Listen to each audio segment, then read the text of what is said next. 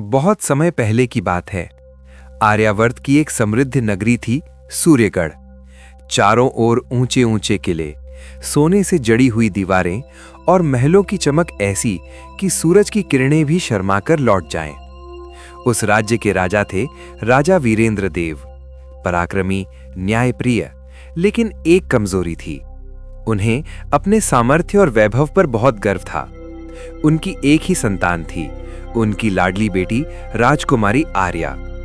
आर्या रूप में चांद जैसी, स्वभाव में गंगा जैसी पवित्र और हृदय से अत्यंत दयालु थी। महल में उसकी हर इच्छा पूरी होती थी। सोने चांदी के गहने, रेशमी वस्त्र, सुगंधित पुष्पों से सजा कक्ष, सेविकाओं की कतार। लेकिन इन सब वैभव के बावजूद आर्या का मन ईश्वर में बसता था। राजा वीरेंद्र देव अक्सर अपनी बेटी से एक ही सवाल पूछा करते, आर्या, ये सब वैभव, ये महल, ये सुख सुविधाएं तुम्हें किसने दी हैं? हर बार आर्या मुस्कुराकर विनम्रता से उत्तर देती, पिताश्री, ये सब भगवान की कृपा है। बस यही जवाब राजा के दिल में चुभ जाता। उन्हें लगता, मैं दिन रात मेहनत करता हूँ, युद्ध लड़ता हूँ, राज्य संभालता हूँ, और मेरी ही बेटी कहती है कि ये सब भगवान ने दिया है। धीरे धीरे उनका अहंकार उनकी बुद्धि पर भारी पड़ने लगा। एक दिन राजा भरे दरबार में बैठे थे। सभी मंत्री, सेनापति और दरबारी उपस्थित थे। अचानक राजा ने आदेश दिया, राजकुमारी आर्या को दरबार में बुलाया जाए। आर्या आई, सिर झुकाकर खड़ी हो गई। राजा ने ऊंची आवाज में पूछा, आज मैं आखिरी बार पूछता हूं, ये सब ऐश्वर्य तुम्हें किसने दिया है? दरबार में सन्नाटा छा गया। आर्या ने शांत स्वर में कहा, पिताश्री, ये सब भगवान की कृपा है, वही सबको देता है। बस यही जवाब राजा का क्रोध फूट पड़ा। उन्होंने सिंहासन पर हाथ मारा, तो क्या मैं कुछ नहीं हूं? क्या मैं तुम्हारा पिता नहीं हूं? आर्या ने विनम्रता से कहा, आप मेरे पिता हैं, मेरे लिए सब कुछ है, लेकिन जो कुछ है वो भी तो भगवान की इच्छा से ही है। पूरा दरबार कांप उठा। राजा की आंखों में क्रोध जल रहा था। अच्छा, तो आज मैं तुम्हें दिखाता हूं कि जब पिता का सहारा छिन जाए तब भगवान क्या करता है। आर्या घबरा गई। पिताश्री, मैंने आपकी अवहेलना नहीं की। लेकिन राजा ने उसे रोक दिया। चुप, आज ही तुम्हारा विवाह एक भिखारी से होगा। पूरा दरबार स्तब्ध रह गया। मंत्री बोले, महाराज, ये अनुचित है। राजा गरजे, ये मेरा आदेश है। राजा ने सैनिकों को आदेश दिया, महल के बाहर जाओ, जो पहला भिखारी मिले उसे पकड़कर यहां लाओ।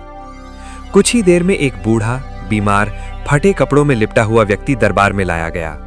उसके शरीर पर घाव थे, हाथ में लाठी और आंखों में थकान। राजा ने पूछा, क्या तुम अविवाहित हो? उसने धीमी आवाज में कहा, हां महाराज। राजा ने घोषणा की, आज से तुम मेरी बेटी के पति हो। आर्या के पैरों तले जमीन खिसक गई। वो रोते हुए पिता के चरणों में गिर गई। पिताश्री, कृपा करे। लेकिन राजा का दिल पत्थर बन चुका था। कुछ ही समय में सादा विवाह संपन्न हुआ। न कोई उत्सव, न कोई संगीत, न कोई आशीर्वाद, सिर्फ एक पिता का अहंकार। विवाह के तुरंत बाद राजा ने आदेश दिया, आज से आर्या इस महल की नहीं रही, उसे अभी बाहर निकाल दिया जाए। महल में रोने की आवाज गूंज उठी। रानी ने अपनी बेटी को गले लगा लिया। बेटी, मैं तेरे साथ चलती हूं। लेकिन राजा ने रोक दिया, नहीं, जिसने मेरा अपमान किया वो अकेली जाएगी। आर्या ने आंसू पोंछे, अपनी मां को प्रणाम किया और बोली, मां, चिंता मत करो, भगवान मेरे साथ हैं। वो अपने सारे गहने, वैभव, सब कुछ छोड़कर सिर्फ एक छोटी सी पोटली लेकर निकल पड़ी। उसके साथ था एक अनजान भिखारी पति और अंधेरी होती शाम। महल के विशाल द्वार बंद हो गए और एक राजकुमारी अब एक अनजान, कठिन जीवन की ओर बढ़ चली। भिखारी ने धीरे से कहा, मुझे क्षमा कर दो, मेरे पास तुम्हें देने के लिए कुछ भी नहीं है। आर्या ने पहली बार उसकी आंखों में देखा और शांत स्वर में कहा, हमें जो मिला है वो भी भगवान की इच्छा है, अब हमें आगे बढ़ना है। यहीं से शुरू होती है असली कहानी, एक राजकुमारी की जो महलों से निकलकर संघर्ष, सब्र और सच्चाई की राह पर चलती है। शाम ढल चुकी थी। आसमान पर अंधेरा छा रहा था और ठंडी हवा चलने लगी थी। राजकुमारी आर्या जो कभी सोने के महल में रहती थी, अब एक अनजान रास्ते पर चल रही थी। उसके साथ था उसका नया पति, एक गरीब बीमार भिखारी। दोनों खामोश थे, सिर्फ उनके कदमों की आवाज सुनाई दे रही थी। कुछ देर बाद वो शहर के किनारे पहुंचे। वहां एक टूटी फूटी सी झोपड़ी थी। छत में जगह जगह छेद, दीवारें कच्ची, दरवाजा आधा टूटा हुआ। भिखारी ने धीमे से कहा, यही मेरा घर है। आर्या ने झोपड़ी को देखा। उसकी आंखों में आंसू आ गए। उसे अपना महल याद आया, नरम बिस्तर, सुगंधित कमरे, सेविकाएं। लेकिन अगले ही पल उसने अपने आंसू पोंछ लिए। उसने फैसला कर लिया था, अब शिकायत नहीं, सिर्फ सब्र। झोपड़ी के अंदर सिर्फ एक पुरानी चारपाई, टूटा चूल्हा, कुछ बर्तन। भिखारी बोला, तुम अंदर सो जाओ, मैं बाहर सो जाऊंगा। आर्या ने तुरंत कहा, नहीं, हम दोनों यहीं रहेंगे, अब यही हमारा घर है। भिखारी हैरान था। उसे उम्मीद थी कि राजकुमारी रोएगी, गुस्सा करेगी, लेकिन वो तो सब कुछ शांति से स्वीकार कर रही थी। उस रात घर में खाने के लिए कुछ भी नहीं था। दोनों भूखे ही सो गए। आर्या को नींद नहीं आई। वो पूरी रात सोचती रही, क्या यही मेरी किस्मत है? क्या पिताजी सही थे? लेकिन फिर उसने आंखें बंद की और मन ही मन कहा, हे प्रभु, आपने जो दिया है मैं उसे स्वीकार करती हूं, बस मुझे हिम्मत दीजिए। और धीरे धीरे उसकी आंख लग गई। सुबह सूरज की किरणें झोपड़ी में आईं। आर्या जल्दी उठ गई। उसने सबसे पहले झोपड़ी साफ करनी शुरू की। टूटे बर्तनों को ठीक से रखा, जगह को रहने लायक बनाया। भिखारी उसे बस देखता रह गया। तुम ये सब कर रही हो? उसने हैरानी से पूछा। आर्या मुस्कुराई। घर है हमारा, संभालना भी हमें ही है। कुछ देर बाद भिखारी बोला, मैं भीख मांगने जा रहा हूं, शायद आज कुछ मिल जाए। ये सुनकर आर्या थोड़ी देर चुप रही। फिर उसने अपनी पोटली खोली, उसमें से एक सोने की अंगूठी निकाली। ये वही अंगूठी थी जो उसकी मां ने उसे प्यार से दी थी, उसकी आखिरी याद। आर्या ने अंगूठी भिखारी को दी। इसे बेच दीजिए, इससे कुछ दिन का खाना आ जाएगा और हम एक छोटा सा घर भी ले सकते हैं। भिखारी चौंक गया। ये बहुत कीमती है, तुम इसे कैसे दे सकती हो? आर्या ने शांत स्वर में कहा, अभी हमें जरूरत है। यादें दिल में रहती हैं, चीजों में नहीं। ये उसकी जिंदगी का पहला त्याग था, नई शुरुआत, छोटा सा घर। भिखारी अंगूठी लेकर बाजार गया। एक सुनार ने अच्छी कीमत दी। उसने खाने का सामान खरीदा और एक छोटा सा कमरा किराए पर ले लिया। जब वो वापस आया तो आर्या ने झोपड़ी को चमका दिया था। दोनों नए घर में पहुंचे। छोटा था, साधारण था, लेकिन अब वो अपना था। उस दिन आर्या ने पहली बार अपने हाथों से खाना बनाया। उसे ठीक से बनाना नहीं आता था। रोटी थोड़ी जली हुई थी, लेकिन दोनों ने बैठकर खाया और आर्या ने कहा, हे प्रभु, धन्यवाद, आज आपने हमें भूखा नहीं सुलाया। भिखारी की आंखों में आंसू आ गए। उसे यकीन नहीं हो रहा था कि एक राजकुमारी इतनी सादगी से जी सकती है। शाम को आर्या ने पूछा, आपका नाम क्या है? भिखारी बोला, मेरा नाम ईशान है।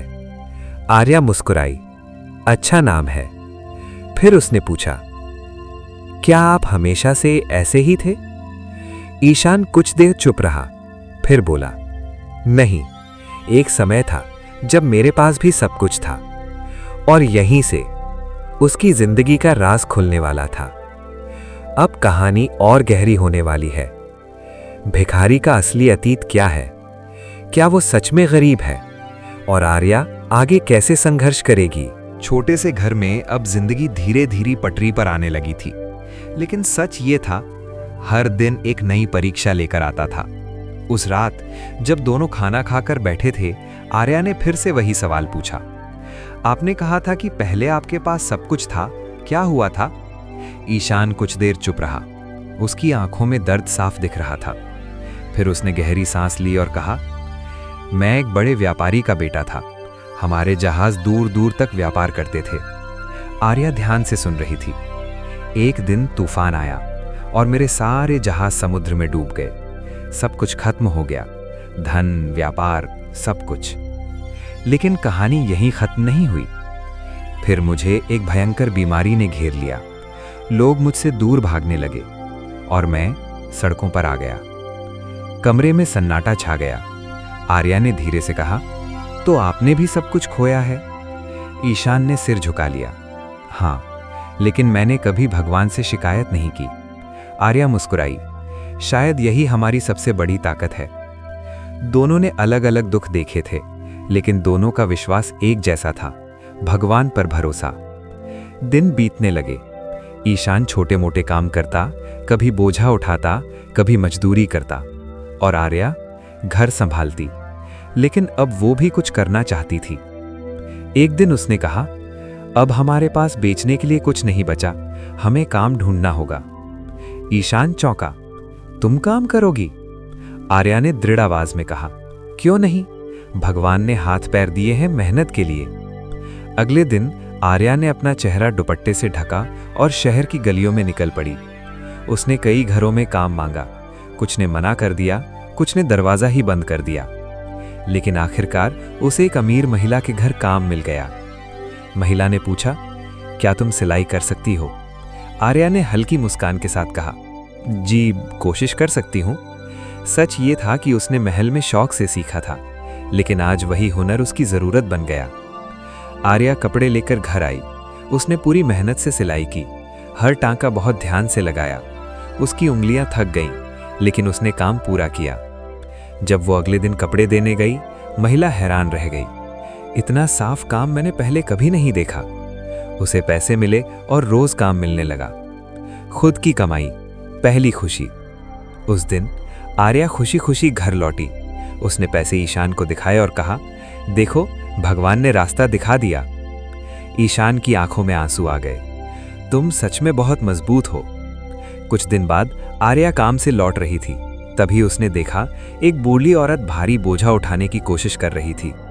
आर्या तुरंत दौड़ी। माँ जी, मैं मदद कर दूं? उसने बोझा उठाया और उसे घर तक छोड़ा। बूढ़ी औरत ने दुआ दी, बेटी भगवान तुम्हें खुश रखे। लेकिन जाते जाते वो औरत आर्या को ध्यान से देखती रही, जैसे उसे कुछ समझ आ गया हो। कुछ दिनों बाद वही बूढ़ी औरत अचानक आर्या के घर आई। उसने कहा, मेरे पास तुम्हारे लिए एक खास काम है। उसने एक थैला खोला। उसमें बहुत कीमती रेशमी कपड़े थे, जिन पर बारीक कढ़ाई करनी थी। आर्या ने कपड़े देखे। काम मुश्किल था, लेकिन मौका बड़ा था। उसने कहा, मैं पूरी कोशिश करूंगी। अब शुरू हुआ असली इम्तिहान। आर्या रात रात भर जागती, कढ़ाई करती, उंगलियों से खून निकल आता। ईशान बोला, इतनी मेहनत मत करो।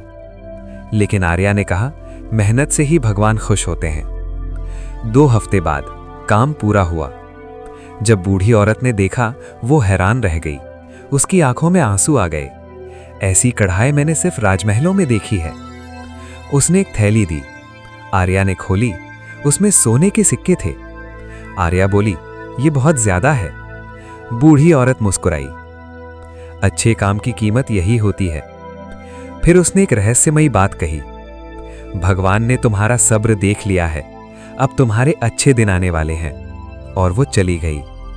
अब कहानी और गहरी हो चुकी है। ये बूढ़ी औरत कौन है? वो इतना कीमती काम क्यों लाई?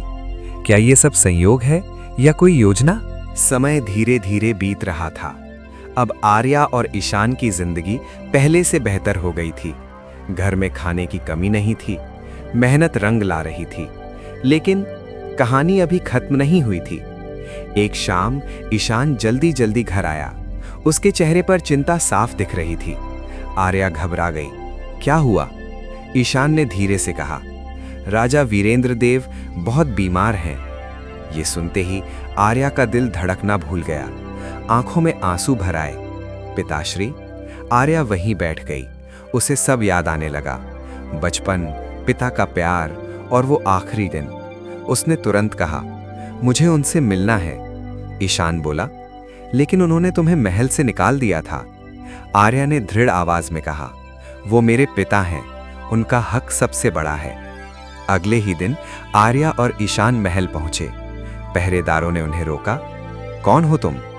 आर्या ने कहा, मैं राजकुमारी आर्या हूं।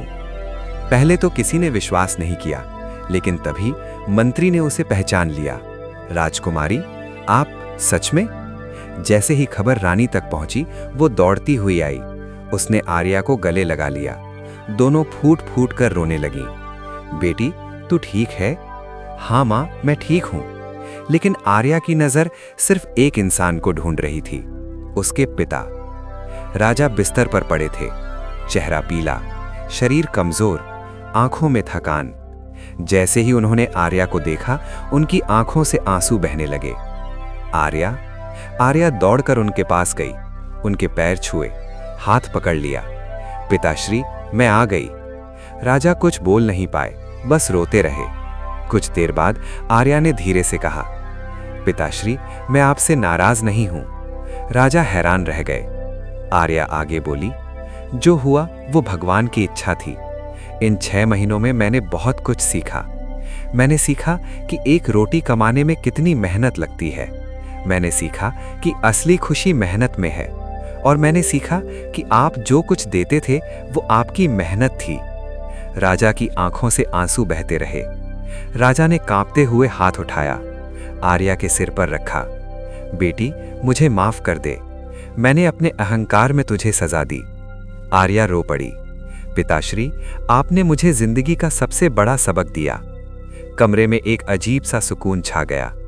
अब राजा की नजर ईशान पर गई। तुमने मेरी बेटी का ख्याल रखा, मैं तुम्हारा ऋणी हूं। ईशान ने झुककर कहा, महाराज, इन्होंने भी मेरा बहुत साथ दिया है। उस रात जब दोनों अपने घर लौटे, ईशान अचानक गंभीर हो गया। आर्या, मुझे तुमसे एक सच कहना है। आर्या चौंकी। कैसा सच? ईशान ने गहरी सांस ली और कहा, मैं कोई भिखारी नहीं हूं। आर्या का दिल जोर से धड़कने लगा। मैं एक पड़ोसी राज्य का राजकुमार हूं। कमरे में सन्नाटा छा गया। आर्या को विश्वास नहीं हुआ। क्या? ईशान ने सब बताया। मैंने सुना था कि एक राजकुमारी की शादी जबरदस्ती एक भिखारी से हो रही है। मुझे लगा तुम्हें मदद की जरूरत होगी, इसलिए मैं भिखारी बनकर आया। आर्या स्तब्ध रह गई। अब सब समझ में आ गया। वो बूढ़ी औरत, वो कीमती काम, वो सोने के सिक्के, सब ईशान की योजना थी। ईशान ने धीरे से कहा, मैं देखना चाहता था कि तुम कैसी हो। क्या तुम मुझे मेरी सच्चाई से अपनाओगी या मेरी हैसियत से? आर्या कुछ देर चुप रही, फिर मुस्कुराई। अगर मुझे पहले पता होता तो शायद मैं तुम्हें इस तरह नहीं समझ पाती। अब मैं तुम्हें दिल से जानती हूं। क्या राजा ईशान को स्वीकार करेंगे? क्या दोनों फिर से महल में रहेंगे? और आगे उनकी जिंदगी कैसी होगी? रात बीत चुकी थी, लेकिन आर्या के मन में अब भी हलचल थी। उसका पति कोई साधारण भिखारी नहीं, बल्कि एक राजकुमार था। लेकिन हैरानी की बात यह थी, उसके दिल में न घमंड था, न नाराजगी, बस एक सुकून था। अगली सुबह आर्या और ईशान महल पहुंचे। राजा वीरेंद्र देव और रानी पहले से ही उनका इंतजार कर रहे थे। आर्या ने शांत स्वर में कहा, पिताश्री, आज हमें आपको एक सच बताना है। और फिर ईशान ने अपनी पूरी सच्चाई बता दी। दरबार में सन्नाटा छा गया। कुछ देर तक राजा कुछ नहीं बोले, फिर धीरे धीरे उनके चेहरे पर मुस्कान आई। तो तुम राजकुमार हो? ईशान ने सिर झुका लिया। जी महाराज। राजा ने गहरी सांस ली और कहा, मुझे खुशी है कि मेरी बेटी को एक सच्चा और नेक जीवन साथी मिला है। राजा ने कहा, अब तुम दोनों महल में रहो और मैं ईशान को अपना उत्तराधिकारी बनाना चाहता हूं। लेकिन आर्या ने धीरे से कहा, पिताश्री, अगर आप अनुमति दें तो हम अपने छोटे से घर में ही रहना चाहते हैं। राजा हैरान रह गए।